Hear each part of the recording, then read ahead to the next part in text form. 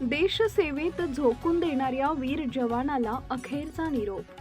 छत्तीसगड इथं केंद्रीय राखीव पोलीस दलात सीआरपीएफमध्ये सेवा बजावत असताना बुधवार दिनांक 13 मे रोजी पहाटे झोपेत हृदयविकाराच्या तीव्र झटक्यानं कागल तालुक्यातील हळदी गावचे सुपुत्र तथा केंद्रीय राखीव पोलीस दलाचे सहाय्यक फौजदार श्रीपती ज्ञानदेव वरांबळे वय वर्ष 57 यांचं दुःखद निधन झाले।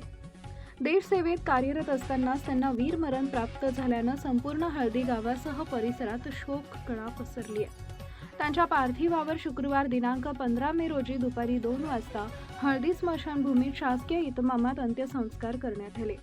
यावेळी सीआरपीएफच्या जवानांनी बंदुकीच्या 3 फैरी झाडून मानवंदना दिली। शहीद जवान अमर रहे, भारत माता की जय अशा घोषणांनी संपूर्ण परिसर दुमदुमून गेला होता। देशसेवेसाठी आयुष्य अर्पण करणाऱ्या या वीर जवानाला अखेरचा निरोप देताना प्रत्येकाच्या डोळ्यात अश्रू तर मनात अभिमान होता। त्यांच्या चितेला मोठे चिरंजीव विश्वांबर यांनी अग्नी दिला। अंत्यसंस्कारावेळी नातेवाईक, ग्रामस्थ, विविध राजकीय सामाजिक क्षेत्रातील मान्यवर तसेच परिसरातील नागरिक मोठ्या संख्येनं उपस्थित होते। हळदी गावातील हा वीर सुपुत्र गावात परतला, मात्र जिवंत नव्हे तर तिरंग्यात लपटलेला। हा प्रत्येक क्षण प्रत्येकासाठी हृदय पिळवटून टाकणारा ठरला। विशेष म्हणजे त्यांच्या 2 मुलांचे विवाह नुकतेच पार पडले होते। लग्न कार्य आटोपल्यानंतर अवघ्या 3 दिवसांपूर्वीच ते पुन्हा आपल्या कर्तव्यावर रुजू होण्यासाठी छत्तीसगडकडे रवाना झाले होते।